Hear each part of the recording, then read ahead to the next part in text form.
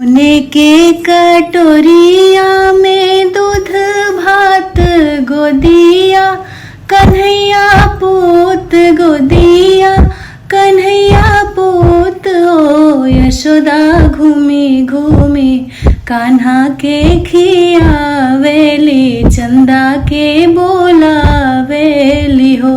यशोदा घूमी घूमी कान्हा के खियावेली, चंदा के बोलावेली हो।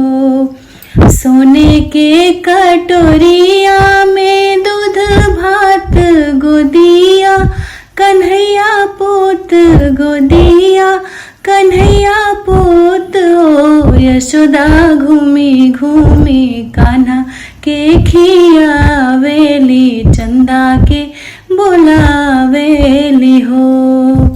अरे आव चंदा मामा पारे आव नदिया, किनारे आव नदिया, किनारे आव चंदा आवना अंगना हमार, कन्हैया मोरा खेली हाई हो।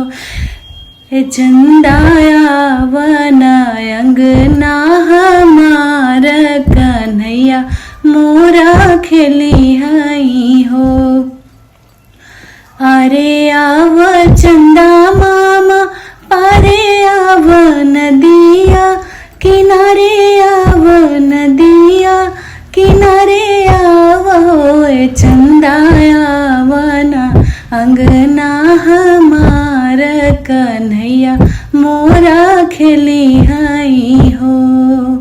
सोने के कटोरिया में दूध भात गोदिया, कन्हैया पूत गोदिया, कन्हैया पूत ओ यशोदा घूमी घूमी कान्हा के खियावेली, चंदा के बोलावेली हो। सोने की धड़ियावा बनाई दे बई जलेवा, भराई दे बई जलेवा, भराई दे ओए चंदा आवना हमारे आंगनवा, कन्हैया मोरा खेली हाई हो। सोने के धड़ियावा बनाई दे बई जलेवा, भराई दे बई जलेवा, भराई दे ओए चंदा आवना हमारे आंगनवा, कन्हैया मोर खेली हाई हो। सोने के कटोरिया में दूध भात गोदिया, कन्हैया पूत गोदिया, कन्हैया पूत ओ यशोदा घूमी घूमी कान्हा के खियावेली, चंदा के बोलावेली हो।